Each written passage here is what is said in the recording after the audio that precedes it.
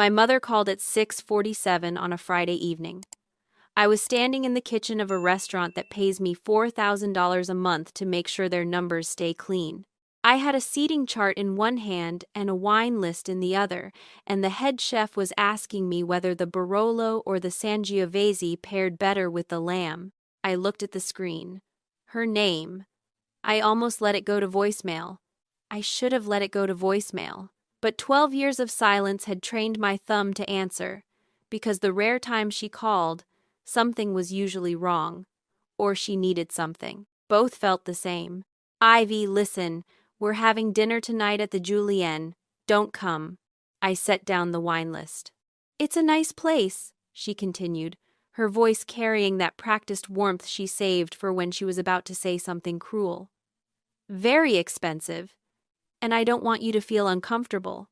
You know how it is. I knew how it was.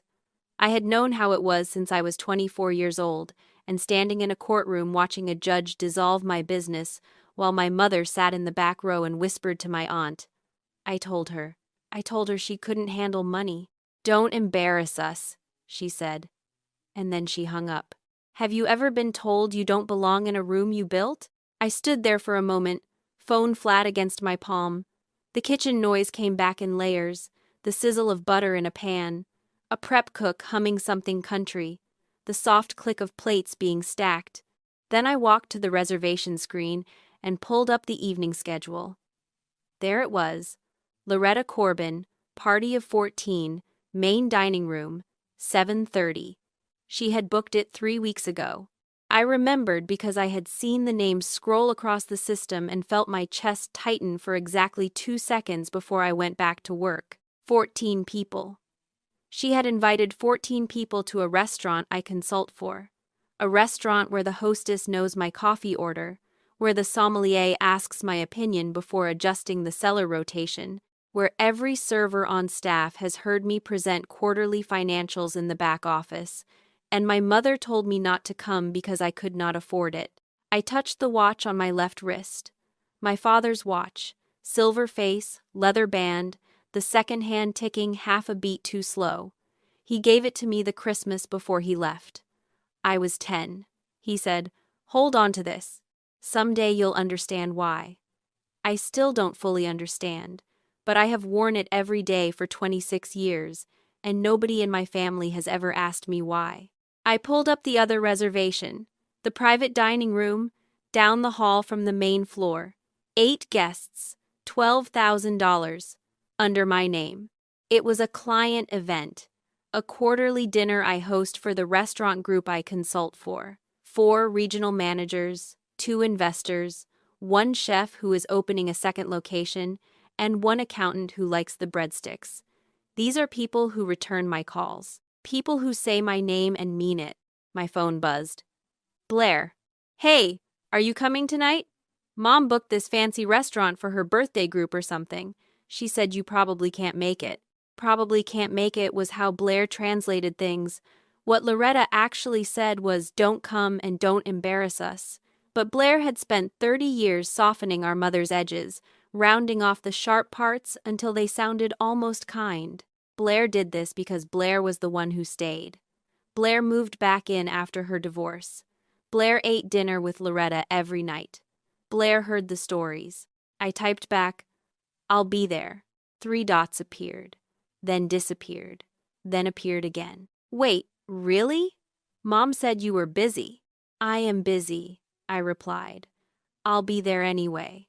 I put the phone in my pocket and found Ren in the walk-in cooler, checking produce deliveries with a clipboard and a permanent frown. My mother just called and told me not to come to your restaurant tonight.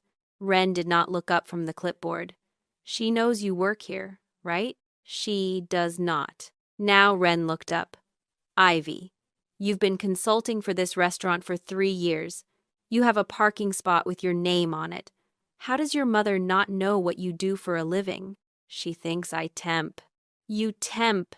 That's what I told her. 3 Christmases ago, she asked what I do.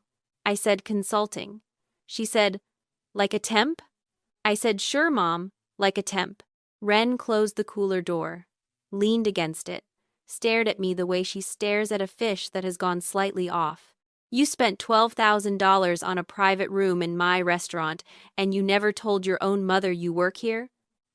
Ivy, that's not privacy. That's performance art. I did not answer.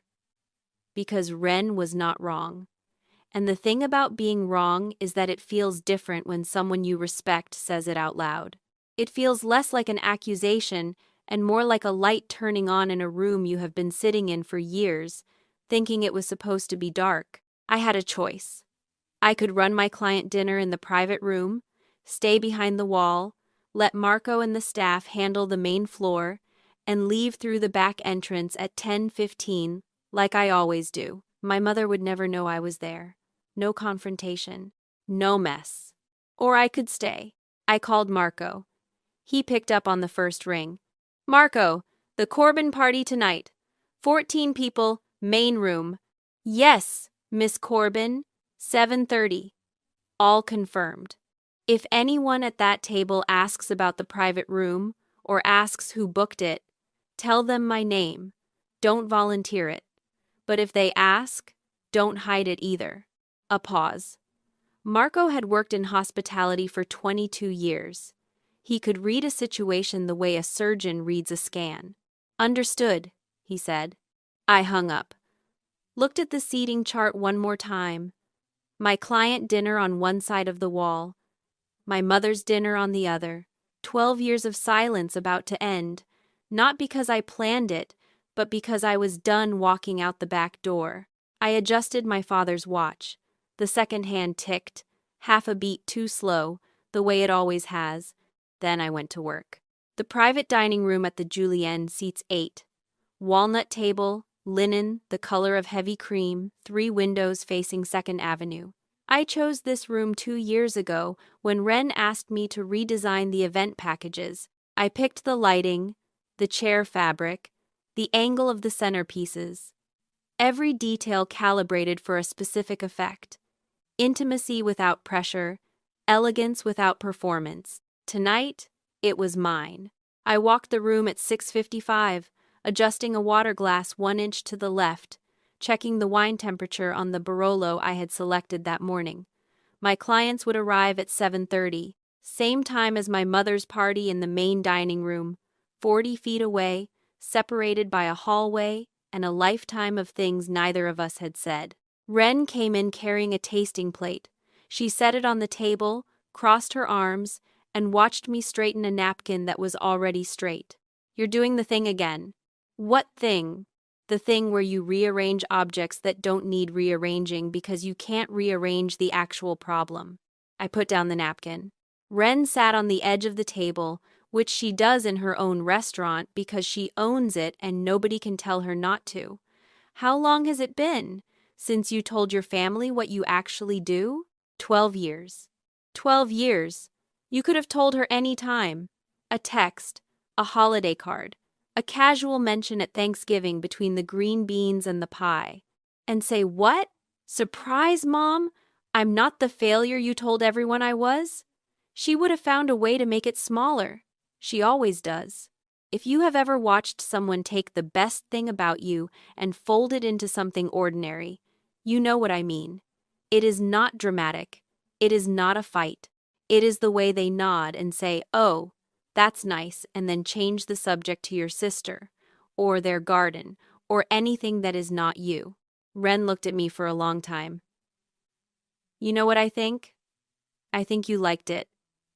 The secret. That's not fair. I didn't say it was fair.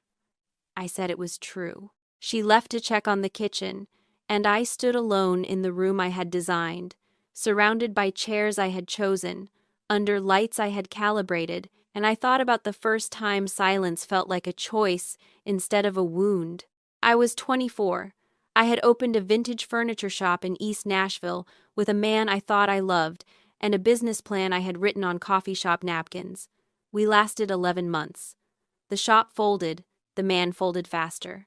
I was left with $42,000 in debt and a lease I could not break. I called my mother. It was late, past 10. I could hear the television in the background, one of those courtroom shows she watches in her recliner with a cup of decaf balanced on the armrest. "Mom, I need help." She was quiet for a moment. Then she said the sentence that rebuilt everything I would become. "I told you. You can't handle money. You're just like your father." She did not yell. She did not lecture. She just stated it, the way someone states the weather. And then she told Aunt Gail, and Uncle Don, and her church group. And Blair, who was 18 at the time and still believed everything our mother said the way you believe gravity. Within 2 weeks, every person in my family knew I had failed.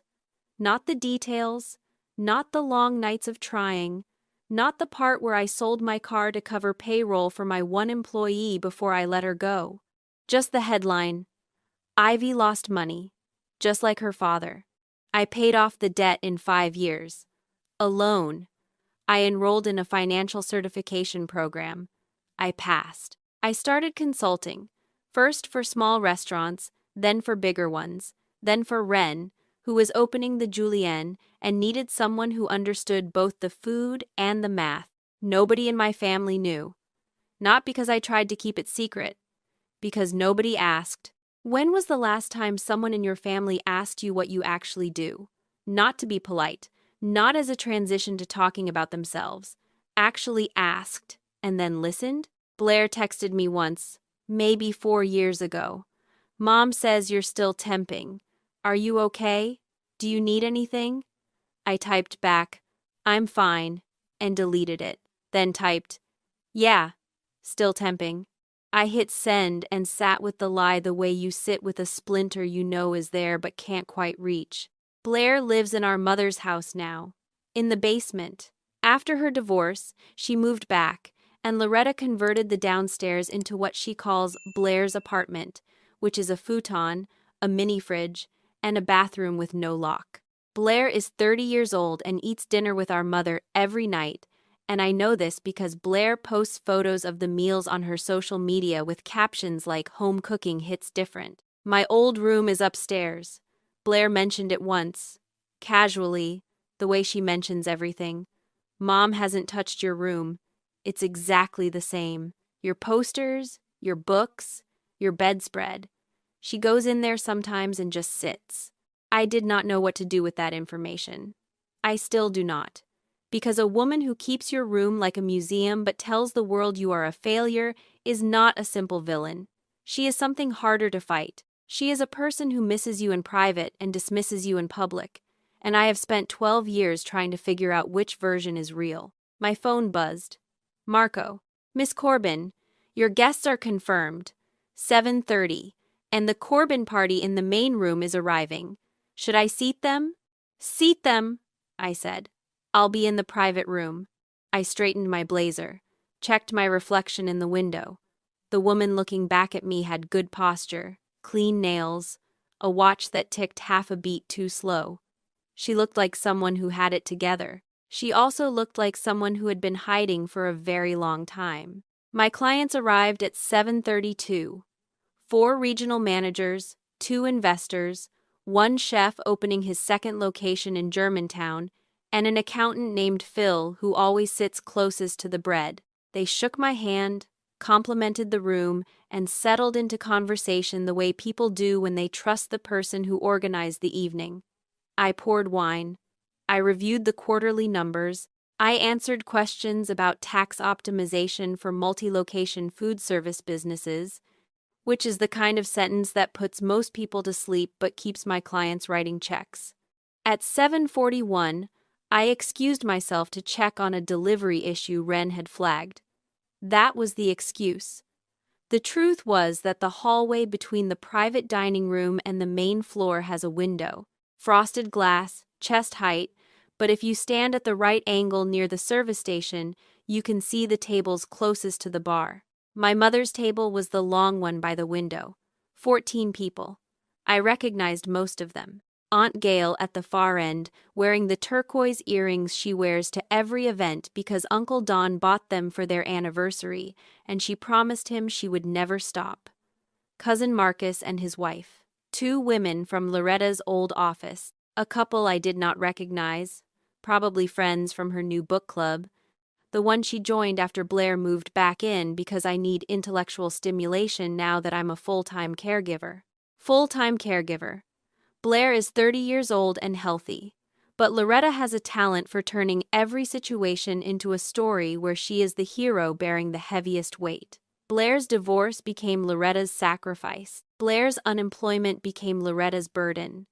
If Blair caught a cold, Loretta would find a way to make it about her immune system. And there, 2 seats from the head of the table, was Blair. She was wearing a dress I had not seen before, something borrowed probably, and she was laughing at something Marcus said, and for a second she looked like the girl I remember from before everything got complicated, before the narratives hardened, before I became the cautionary tale and she became the project.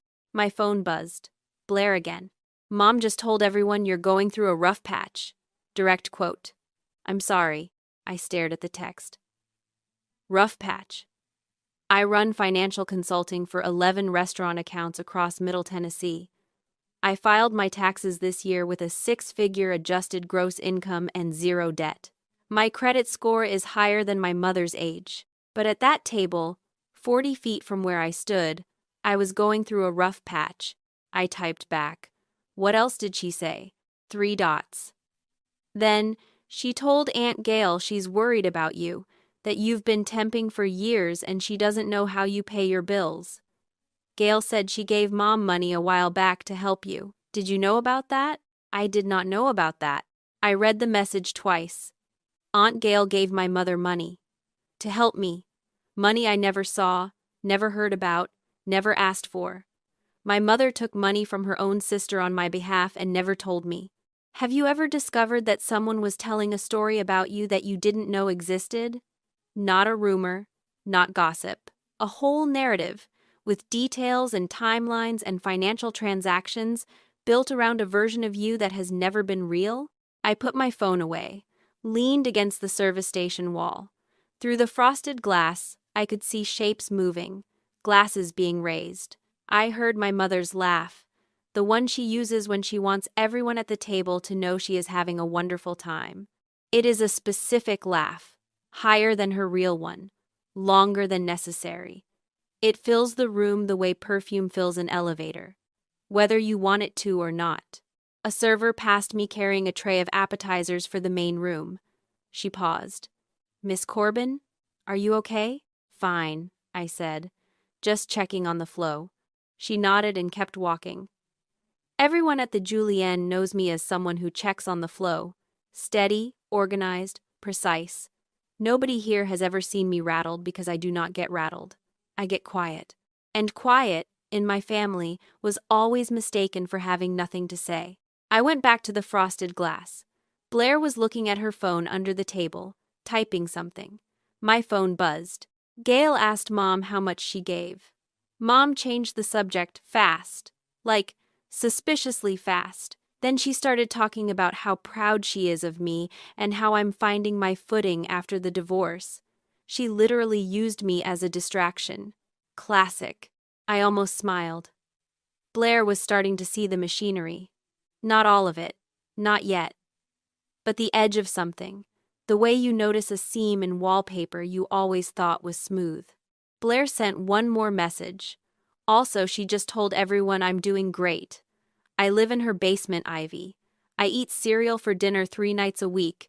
In what universe is that doing great? There it was. The swap. My mother had taken the truth about each of us and reversed it. Ivy, the financial consultant with a 6-figure income, was the struggling one. Blair, the divorced yoga instructor living in a basement, was the success story. Loretta had rebuilt reality so completely that even Blair believed the version about me, and I believed the version about her. We were both living inside lies our mother had written, and neither of us had checked the footnotes until tonight. Through the glass, I watched Loretta raise her wine. I could not hear the words, but I knew the gesture. She does it at every gathering, every holiday, every dinner where she has an audience. She lifts the glass, waits for silence, and delivers a toast that sounds generous but always, if you listen closely, circles back to her. I imagined the words, something like, to family, to the ones who show up. The ones who show up, meaning Blair, meaning everyone at that table, meaning not me. I stood in the hallway between two rooms. In one, 8 people respected my judgment, paid for my expertise, and called me by my name. In the other, 14 people believed I was broke, lost, and barely surviving, because my mother had told them so, and nobody had thought to call me and ask. My phone buzzed one final time. Not Blair this time. Ren, your clients love the Barolo. Also, your mother just sent her compliments to the chef through the waiter. Should I go out there and introduce myself as your business partner, or do you want to keep playing this game a little longer? I pocketed the phone, smoothed my blazer, walked back into the private room where Phil was on his second basket of bread and the investors were discussing expansion into Chattanooga. I sat down, opened my laptop, and pulled up the projection slides. But my hands were not as steady as they usually are. And the numbers on the screen, for the first time in a long time, were not the numbers I was thinking about. Phil was on his third basket of bread and his second glass of the Sangiovese when the conversation turned to expansion strategy. This was the part of the evening I was good at. Not the wine selection or the centerpieces or the ambient lighting, though I had chosen all of those too. The part where someone puts a problem on the table and I find the number underneath it.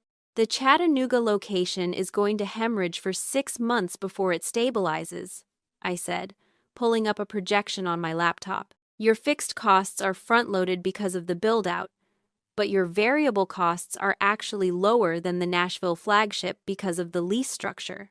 The question is whether you can absorb 6 months of negative cash flow without drawing on the operating reserves of the existing locations. The chef, a man named Bennett, who had spent 20 years in kitchens and 3 years learning how to read a spreadsheet, leaned forward. What do you recommend? Ring fence, the Chattanooga capital. Separate account. Do not let it touch the Nashville numbers. If Chattanooga fails, Nashville survives. If you blend the accounts, one bad quarter in Chattanooga drags down everything. Bennett nodded. One of the investors, a woman named Claire who wore reading glasses on a chain and never smiled unless the numbers were good, wrote something in a leather notebook. The other investor asked a follow-up about tax liability across state lines. I answered without looking at my notes because I had run the models twice that week and once more in the car on the way to the restaurant. This is what I do. I find the weak point in the structure and I reinforce it before it cracks. I have been doing it for 11 years, and I am very, very good at it. I excused myself at 8:15 to check on the wine service for the second course. That was the real reason. The other reason was that the hallway called to me the way a scab calls to a fingernail. You know you should leave it alone. You know touching it will not help. But the knowledge does not stop the hand. I stepped into the corridor. The service station was empty. Through the frosted glass, I could see the shapes at my mother's table, the warm glow of candles, the movement of hands lifting glasses. Laughter rolled through the wall, muffled but recognizable. Loretta's laugh, the performative one. Then Marco appeared at the end of the hallway, heading toward the main room with a leather-bound wine list tucked under his arm. He saw me and paused. Miss Corbin, your Barolo is being very well received. 3 of your guests have asked for the vineyard name. Marchesi di Barolo, 2013. Tell them I'll send the distributor's contact after the event. Marco nodded. Then he leaned in, slightly, the way he does when he is about to say something that is technically professional but spiritually conspiratorial. Your mother's table has requested a wine recommendation. The host asked for something impressive but not too expensive. Should I suggest the consultant's selection? I should have said no. I should have told Marco to recommend the house Chianti and move on. That would have been the clean choice, the professional choice, the choice that kept the 2 rooms separate for the rest of the evening. Tell them the consultant selected tonight's pairings personally, I said. If they want the same wine, pour it. Marco straightened. And if they ask who the consultant is? Tell them my name. He walked toward the main dining room. I watched him go. I watched him approach my mother's table, the table where 14 people believed I was broke and struggling and could not afford the appetizers they were currently eating. I watched him open the wine list and begin speaking. I could not hear the words, but I saw the moment. Marco gestured toward the private room. Loretta's head turned. Not a full turn. A quarter turn. The kind that pretends to be casual but is actually the body's earliest warning system. She looked at the hallway, at the frosted glass, at the space where I was standing. I stepped back. Not because I was afraid, because I was not ready for the collision yet. Not while my clients were still in the room and the Chattanooga projections were still on screen and Phil still had bread in his mouth. My phone buzzed. Blair. Something just happened. A waiter came over and talked about wine and a consultant who picked the bottles. Mom's face went weird. She asked who the consultant is. He said, Corbin. She went very quiet. I read the message standing in the hallway between two lives. One where I am Miss Corbin, the financial consultant who selected the Barolo and designed the private room and arrives early to adjust the water glasses. The other where I am Ivy, the daughter who failed at 24 and never recovered, who tempts and struggles and cannot afford gas money. Blair sent another message. Mom just excused herself from the table. She's walking toward the hallway. I pocketed the phone. My heart was doing something it does not usually do, which is beat fast enough for me to notice. I am a person who notices numbers, not heartbeats. But this one was loud. If you have ever stood perfectly still while a storm walked toward you, not because you were brave but because your feet had simply decided they were done running, you know the feeling. It is not courage. It is exhaustion dressed up as resolve. I did not move. I stood in the corridor, next to the service station, under the frosted glass, wearing a blazer I had chosen that morning and a watch my father gave me 26 years ago, and I waited. The door to the main dining room opened. Loretta stepped into the hallway. She was wearing a blue dress, the one with the buttons down the front that she saves for occasions. Her hair was curled. Her lipstick was fresh. She looked like a woman who had everything together, which is the version of herself she works hardest to maintain. She saw me. For a moment, neither of us spoke. The hallway was narrow. The kitchen noise filtered through the walls. Somewhere behind me, in the private room, Phil laughed at something Bennett said. Then my mother crossed the distance between us in 4 steps, took my arm just above the elbow, and squeezed. Not gently, the way you grab someone when you are trying to move them without making a scene. "What are you doing here?" she said. Not a question, a warning. "I work here, Mom." Her grip tightened.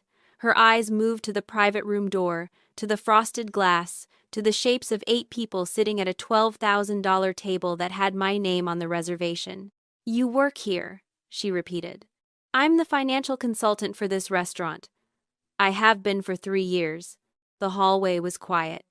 The kitchen noise had softened, or maybe I had stopped hearing it. My mother looked at me the way you look at a photograph you thought you recognized, but the person in it has changed so much you are not sure it is the same face. "You told me you were temping," she said.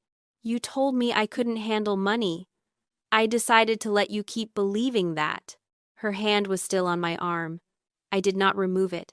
I did not pull away.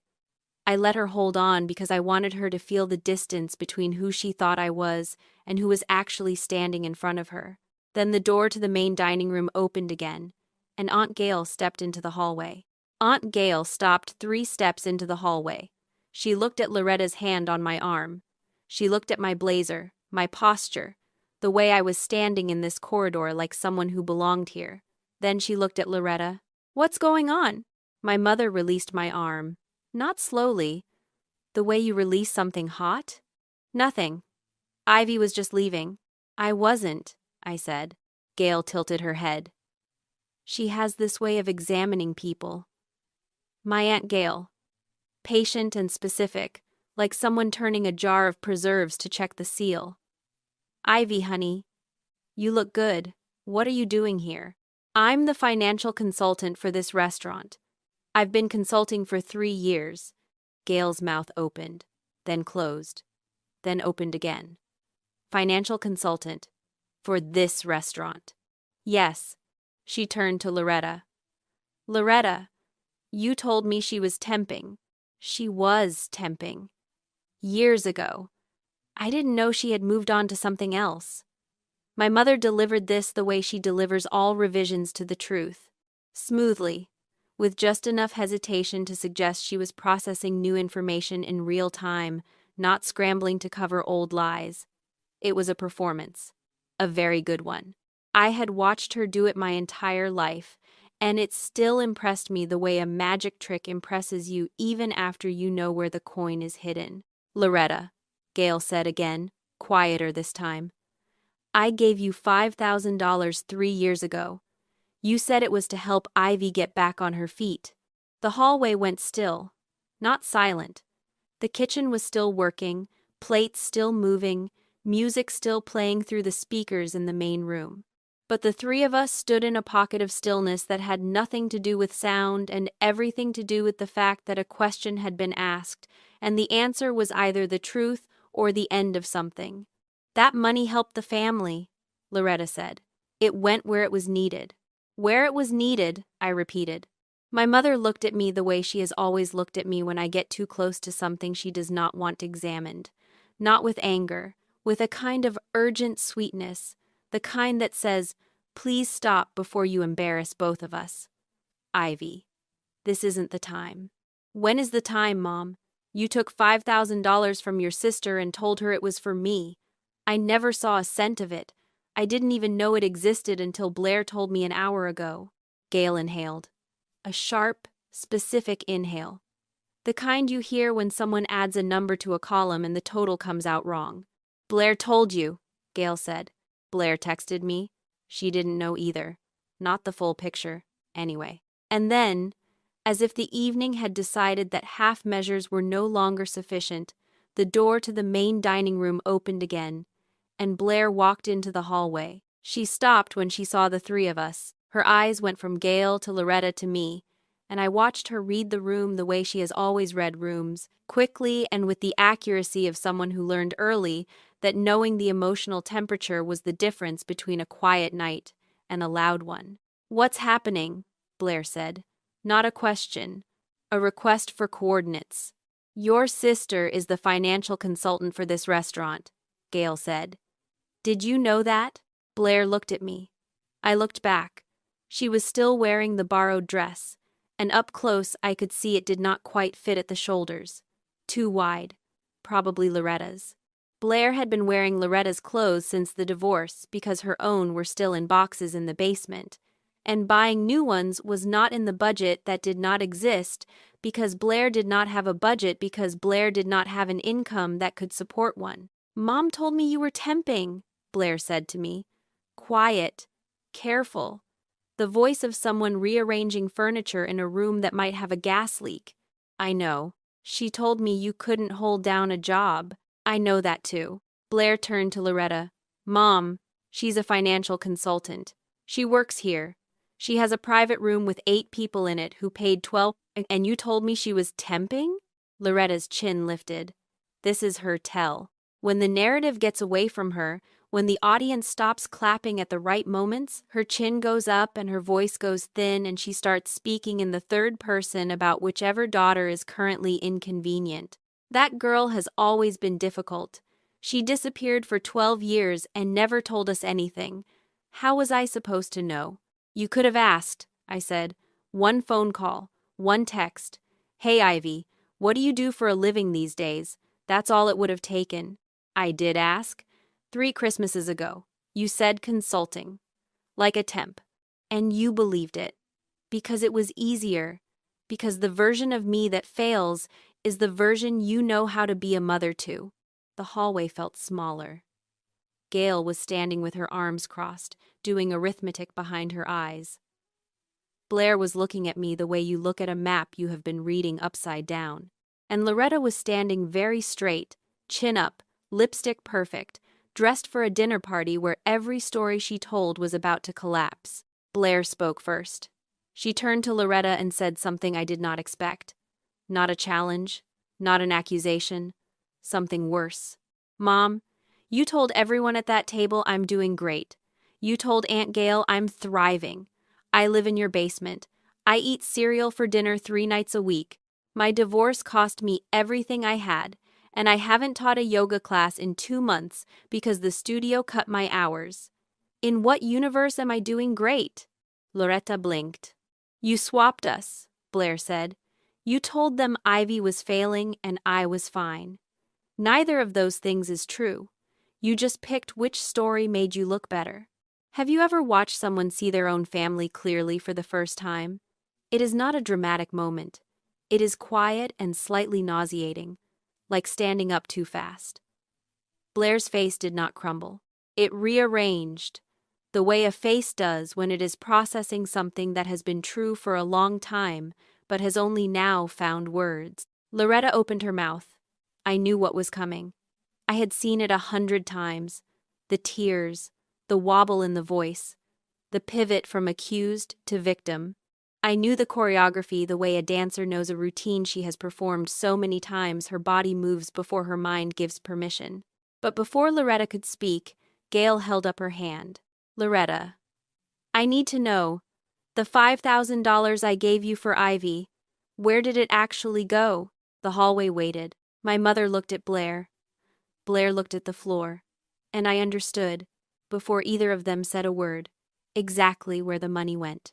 Blair answered before Loretta could. It went to me. The words came out flat, the way words do when someone has been carrying them for a long time and finally sets them down, not thrown, placed. The way you place a glass on a table when your hands have been shaking and you do not want anyone to hear it rattle. The $5,000, Blair said. Mom used it for my apartment deposit. After the divorce, I didn't have enough for first and last month, and the landlord wouldn't take a payment plan, and Mom said she had it covered. Blair looked at Loretta. She didn't say where it came from. She said it was from savings. Gail's face did something I have only seen it do once before. At Uncle Don's funeral, when the minister mispronounced his name and Gail had to decide in real time whether to correct a man of God in front of 200 people, she chose to let it go that day. She was not going to let this go. Loretta, you took my money. You told me it was for Ivy. You used it for Blair's apartment. And then you sat at my Thanksgiving table 3 months later and told me Ivy was still struggling and might need more help. Gail's voice did not rise. It narrowed, like a river entering a canyon. Same volume, twice the force. Did you ask anyone else for money on Ivy's behalf? Loretta's lips pressed together. A thin line. The line she draws when the script is not going the way she rehearsed. I did what I had to do for my family, she said. Your family, Gail repeated. Your family includes the daughter standing right here, who apparently makes more money than half the people at that table. Your family includes the daughter you told everyone was broke. Which daughter were you helping, Loretta? Because from where I'm standing, you were helping yourself. Do you know what it feels like to watch someone you have resented for years get exactly what you thought you wanted? It does not feel like victory. It feels like watching a building you set fire to actually burn and realizing that your hands smell like smoke and there are people inside you did not account for. I stood in that hallway and I watched my mother shrink. Not physically. Loretta is a tall woman, 5'8" in the low heels she wears to dinner. But something behind her eyes pulled back, the way a tide pulls back before it either returns or gives up the shore entirely. And I felt something I did not expect. Guilt. Not for what I had done tonight. Not for showing up. Not for telling Marco to use my name. Not for standing in my own corridor, in my own restaurant where I have every right to be. The guilt was older than that, deeper. It had been sitting in the corner of every decision I had made for 12 years. And I had been stepping around it the way you step around a stain on the carpet that you keep meaning to clean, but never do, because cleaning it would mean admitting it was there. I had liked this. The secret. Wren said it in the kitchen hours ago, and I did not argue because she was right.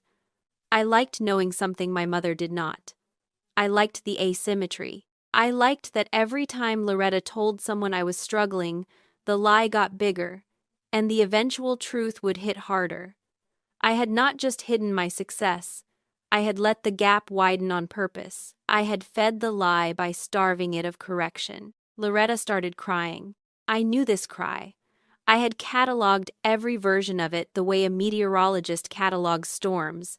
There was the soft cry, used for sympathy at church. The sudden cry, deployed when someone got too close to a truth she was not ready to release. The slow cry, reserved for holidays, designed to make everyone at the table feel responsible for her pain without anyone being able to name what they had done. This was the slow cry. Head down, shoulders curled, one hand pressed to her chest like she was holding something in, though the thing she was holding in was not grief, it was strategy. "I guess I'm a terrible mother," she said, voice cracking at precisely the right syllable. "I guess everything I've done for this family means nothing." Gail did not move. Blair stared at the floor, and I stood there watching my mother perform the scene she has performed every time accountability walks into the room, and for the first time in my life, I did not feel angry about it. I felt tired, because I had been performing too. Different stage, different costume, same show. She performed the worried mother. I performed the wounded daughter. She told stories about me to feel important. I kept secrets from her to feel powerful. She took Gail's money and called it love. I took 12 years of silence and called it protection. We were both liars. The difference was that she lied to everyone else and I lied to myself. Gail spoke into the silence. "Loretta, 10 minutes ago you told everyone at that table your daughter couldn't afford a new pair of shoes. She is standing in a restaurant where she manages the finances. In what possible version of reality did you think this was going to hold together?" Loretta wiped her eyes. Straightened. The recovery was fast, the way it always is. Tears off, chin up, new angle. I was protecting her. That's what mothers do. I didn't want people to think she was showing off. "Showing off," I said. "You thought telling people I was broke was protecting me from showing off? You don't understand, Ivy. You've never understood. People in this family talk. If I told them you were doing well, they'd want things from you. They'd ask for money. They'd expect things. I was keeping them away from you." It was almost convincing. That is the thing about my mother. She finds the version of the lie that has a splinter of truth in it, and she holds it up like a window and says, "See, look through this. The view makes sense. And if you squint, it does, for a second, until you realize the window is facing a wall." "Mom," I said, "you weren't keeping people away from me. You were keeping me away from people. There's a difference." She looked at me, and for 1 second the performance flickered. Just 1 second, like a candle in a draft. Something behind the mask moved, something older than tonight, older than the restaurant, older than the vintage shop that failed when I was 24. Something that looked, if I am honest, like fear. Then it was gone, and Loretta was Loretta again. Chin up, lipstick perfect, ready for the next scene. But I was not ready for the next scene. Not the one she expected, anyway. Because the scene she expected was the one where I accept her explanation, or reject it loudly, or walk away and add this night to the collection of wounds I carry in a box I never open. Those were the 3 moves I had always made: accept, reject, retreat. 3 options, all of which left the fundamental architecture of our relationship exactly where it was. I was going to try a 4th. I was going to tell the truth. Not the truth about my job or my income or my consulting contracts. She already knew that now. I was going to tell the truth about why I had hidden it. The real reason, the one Ren saw and I pretended not to. Because the version of revenge where only the villain is wrong is not revenge. It is a story. And I was done telling stories. Ren appeared at the end of the hallway like someone who had been listening from the kitchen and decided the timing was right. She looked at me, then at Loretta, then at Gail and Blair, and she said, "My office, second door on the left." Take as long as you need. Then she looked at Gail. Can I get you a glass of wine? On the house. Gail nodded once. Blair followed Gail back toward the main room, and my mother and I walked into Wren's office, which smelled like coffee grounds and rosemary and had a desk covered in invoices and a framed photo of Wren's mother on the wall, which felt like the kind of detail the universe puts in a room when it wants you to pay attention. Loretta sat in the chair by the desk. I stood, not to be taller, because sitting felt like agreeing to the shape of a conversation I had not yet decided to have. She spoke first. She always speaks first. It is how she sets the frame. You did all this to humiliate me. I looked at her. Mom, I did all this to pay my rent. You humiliated yourself. I just happened to be in the building. She flinched. Not at the words, at the tone. Because my voice was level and dry and carried no anger, and Loretta has spent 62 years calibrating her responses to anger. She knows how to meet a shout with tears. She knows how to absorb a scream by going limp. What she does not know how to handle is someone who is calm, specific, and unmoved. It is the one frequency she cannot tune to. I have given everything to this family, she said. Her voice wavered. Here it came. The performance. I raised 2 girls on my own after your father left. I kept the house. I kept the car. I kept my job and cooked dinner every night and never once complained. And this is what I get? My own daughter setting me up in a restaurant? You set yourself up, Mom. You told 14 people I was broke. In a restaurant where I manage the books. That's not my trap. That's your math.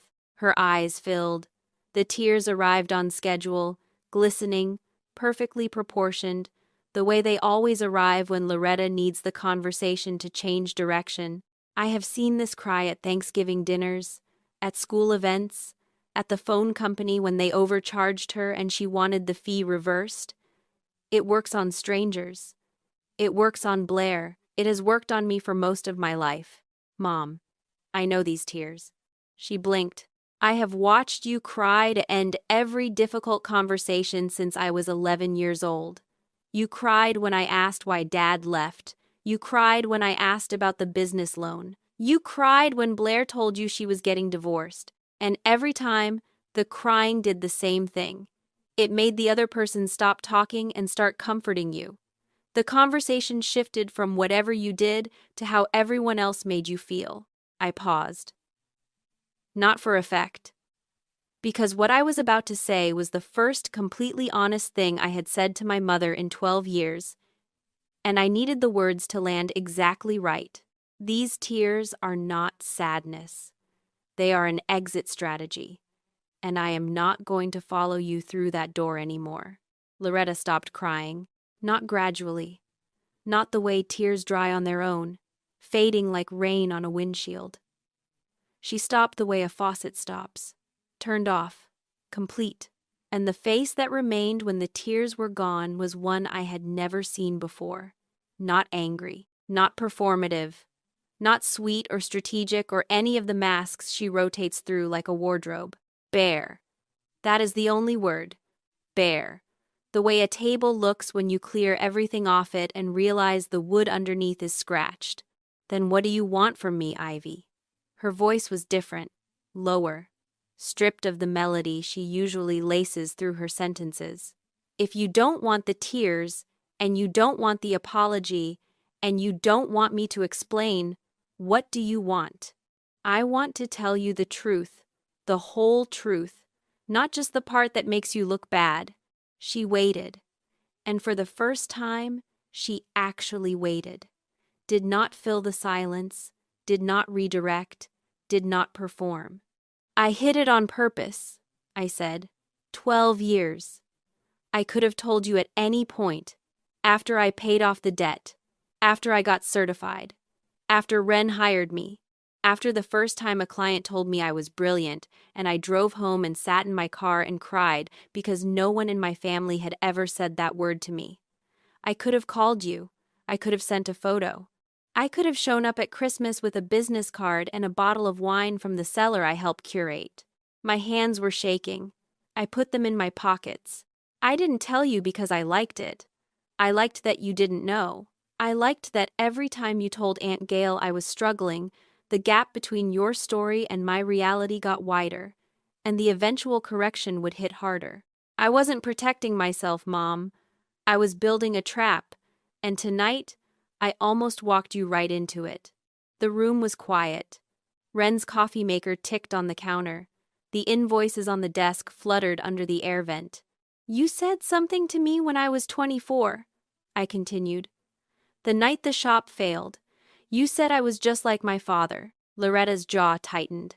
You meant it as an insult. He was the man who left, the man who failed, the man who walked out and never came back. And you looked at me standing in the wreckage of a business I had poured everything into, and you said I was just like him. I took my hands out of my pockets, touched the watch on my left wrist, the silver face, the leather band, the second hand ticking half a beat too slow. But here is what you didn't know. Dad didn't just leave. He started over. He moved to Knoxville and opened a small furniture repair shop and ran it for 6 years before his heart gave out. I found out from a cousin when I was 29. Nobody told me. Nobody told you either, I think. Or maybe they did and you didn't want to hear it. Loretta was very still. I am like Dad. He built something. It fell. He built again. I built something. It fell. I built again. And I built it in a restaurant kitchen where the head chef is my best friend, and the manager calls me Miss Corbin, and the investors trust me with their money. I am exactly like my father, and that is the best thing you have ever said about me. Loretta looked at my wrist, at the watch. Her eyes stayed there for a long time. You still wear it, she said, almost a whisper. Every day. He gave that to you the Christmas before he left. I know. I hated that watch. I hated that he gave it to you and not to me. I hated that you kept it. She swallowed. I hated that every time I looked at your wrist, I saw him, and then you went and failed the same way he did. And I thought, there it is. The proof. She's his. I am his, I said. And I'm yours. Both things are true. Loretta's hands were in her lap. She was not crying. She was not performing. She was sitting in a chair in a borrowed office, looking at a watch her ex-husband gave her daughter 26 years ago, and something was moving behind her face that I did not have a name for. I was scared, she said. The words came out like something pulled from deep water. I was scared you would leave, like he did, so I made you small. In my head, in the stories I told, if you were small and struggling, you needed me. And if you needed me, you wouldn't leave. The air conditioning hummed. Somewhere down the hall, a cork popped. Laughter from the main room filtered through the wall like light through curtains. But you left anyway, she said. You left without going anywhere. You just stopped telling me things. And I pretended I didn't notice. I sat down. Not in the other chair. On the edge of the desk, next to the invoices and the coffee maker and the photo of Wren's mother. I sat because my legs asked me to, and because standing over someone who has just said the truest thing they have said in 12 years felt wrong. Mom, I need you to hear something. I did not hide because you pushed me away. I hid because I wanted you to be wrong. I needed you to be wrong, because if you were wrong about me, then what you said that night did not matter. But if you were right, even a little, then maybe I really am the daughter who can't handle money, who can't keep a business, who can't keep anyone from leaving. Loretta looked at me. You were wrong, I said, and I was wrong to need you to be. Both things cost us 12 years. She reached for my hand. I let her take it. Her fingers were cold, the way fingers get when the blood has been busy elsewhere, keeping the heart running, keeping the lungs open, keeping a woman upright in a chair while the story she has been telling herself for a decade folds quietly in half. Your father, she said. Your father was also good at numbers. It was not an apology. It was not absolution. It was Loretta, for the first time in my memory, saying something kind about the man who left her, because she had finally seen that the parts of him she hated were the same parts of me she was looking at right now. And those parts had built something real. I squeezed her hand. She squeezed back. Neither of us said anything else for a while. We just sat there, in Wren's office, next to the invoices, under the fluorescent light, holding on to each other the way two people hold on when they have been drowning separately and have only just realized they were in the same water. 2 weeks later, I called my mother on a Tuesday evening. Not a Friday, not a holiday. Just a Tuesday, because the truth is that healing does not wait for convenient timing, and neither should the phone calls that start it. Mom, the Julienne has a table open tonight. Do you want to come? A pause. Long enough for me to hear the television in the background. One of her courtroom shows. The volume dropped. You want me to come to your restaurant? I want you to see where I work. Another pause. Then, what should I wear? She arrived at 7:15. I met her at the door. She was wearing the blue dress again, the one with the buttons, but this time her hands were not steady. She held her purse with both hands, the way you hold something when you are not sure the floor beneath you is solid. I walked her through the kitchen first. Wren was plating a risotto and did not look up, which was Wren's way of giving us space while also making it clear she was listening to every word. I introduced Loretta to the sous chef, the pastry cook, the dishwasher who has worked there since opening day and knows more about the restaurant than anyone on the payroll. This is my mom, I said to each of them. Loretta smiled. Not the performance smile. A smaller one. The kind that does not know where to land. I showed her the wine cellar, the inventory system I built, the private dining room, empty tonight, chairs pushed in, table bare. This is the room, she said. The $12,000 room. Client events. Quarterly. The restaurant covers the cost. I select the wine and manage the guest list. And they pay you for this. They do. She touched the back of a chair, ran her finger along the walnut edge. You chose this table? I chose everything in this room. She nodded, did not speak. Her eyes moved across the space the way eyes move when they are taking inventory of something they should have seen a long time ago. We sat at a table for two in the main dining room. Not the private room, the regular floor, near the window, where the street lights on 2nd Avenue make the linen glow the color of warm milk. I ordered a bottle of the Vermentino because it is light and clean, and I thought she would like it, not because it was expensive. She took a sip and said, "That's nice," and she meant it. "The wine your clients drank," she said. "The Barolo. How much does a bottle like that cost?" "More than you want to know. And you picked it." "I pick all of them." She set down her glass, looked at me across the table. "I told people you were broke, Ivy. I told my sister. I told my friends. I told Blair." "I know. And you let me?" "I did." "Why?" "Because I was angry. And anger is patient when it wants to be." She took another sip of wine. "You're honest now." "I'm trying to be." Her phone buzzed. "Blair on FaceTime," Loretta answered. Blair's face filled the screen, the basement visible behind her, a bowl of cereal on the coffee table. "Mom, where are you?"